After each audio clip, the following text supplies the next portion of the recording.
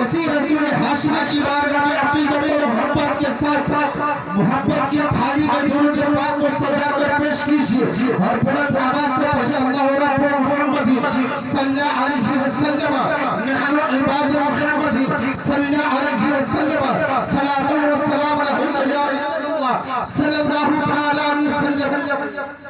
حضرات محترم زمانے کے شاعر کہتے ہیں کیا بھروسہ اس زندگانی کا، کیا بھروسہ اس زندگانی کا، ارے آدمی بلبلا ہے پانی کا، اور جاگ رہے اخلاق کے سائے تلے، جاگ رہے اخلاق کے سائے تلے، حشر تک سونا پڑے گا خاک کے سائے تلے، اور آگاہ اپنی موت سے کوئی بشر، آگاہ اپنی موت سے کوئی بشر نہیں، ارے سامان 100 برس کا ہے پل کی خبر نہیں، سامان 100 برس کا ہے پل کی خبر نہیں۔ حضرات محترم میں نے جس آیت مبارکہ کو اپنا موضوع سخت بنایا، کل نفس ذائقۃ الموت، اللہ تبارک و تعالی ارشاد فرماتا ہے کہ ہر ایک زیرو چیز کو موت کا مزہ چکھنا ہے۔ دنیا میں جتنی بھی شے پیدا ہوئی، جتنی بھی اشیاء ہیں، سب کو ایک روز اس دنیا سے فانی ہونا ہے، اس دنیا سے جانا ہے، شہر خاموشہ پہنچنا ہے۔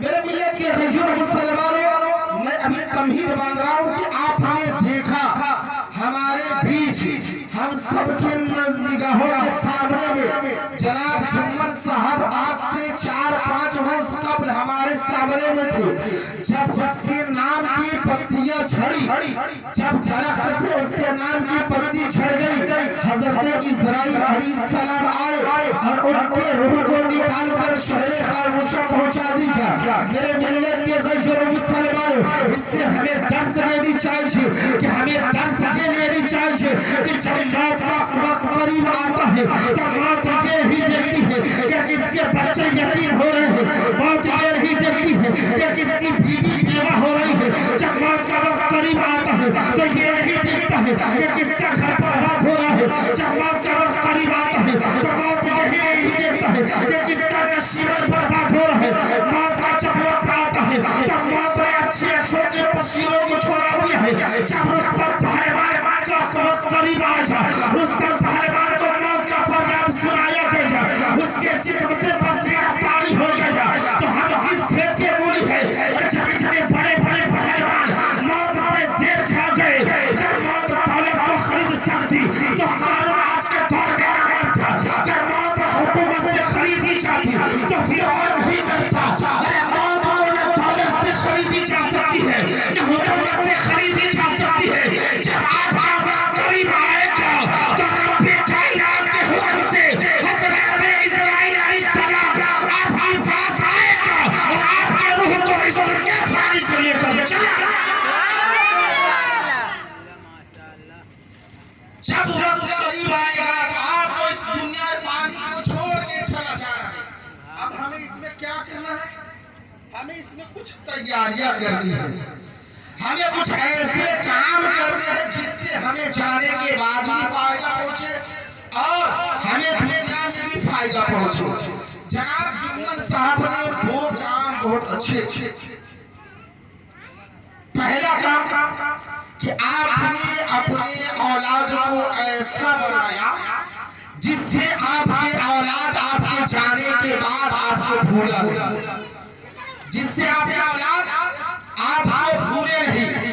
دوسرا کام وہ کہ آپ نے اس کام کو انجام دینا ہے، اس کام کو کرنا ہے جس سے ہمارا فائدہ ہو، دنیاوی فائدہ بھی ہو، آخرتی فائدہ بھی ہو۔ جیسے ہمیں دین کی کام کرنی ہے، جیسے ہمیں مسجدیں تعمیر ہو رہی ہے تو اس میں حصہ لینا ہے، مدرسے تعمیر ہو رہے تو اس میں حصہ لینا ہے، ایسے دین کے کام کرنے ہیں جس سے ہمیں جانے کے بعد بھی فائدہ حاصل ہوتا رہے۔ ارے ہم نے ایسے چیز چھوڑ دی ہے، ایک ایسی اولاد چھوڑ دی ہے، ہم نے اپنے اولادوں کو چھوڑا ہے، نیک اولادوں کو چھوڑا ہے، جیسے جناب شفیع محمد صاحب ہے، جناب رفیع محمد صاحب ہے،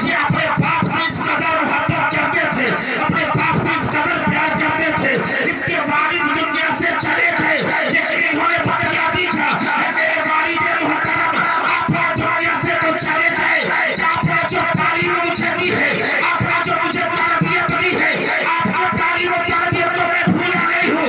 आपके जाने के बाद मैं आपके नाम से कुरान खानी भी कराऊंगा, फातिहा खानी भी कराऊंगा, मिलाद खानी भी कराऊंगा और उलमाए कराम को दावत दूंगा।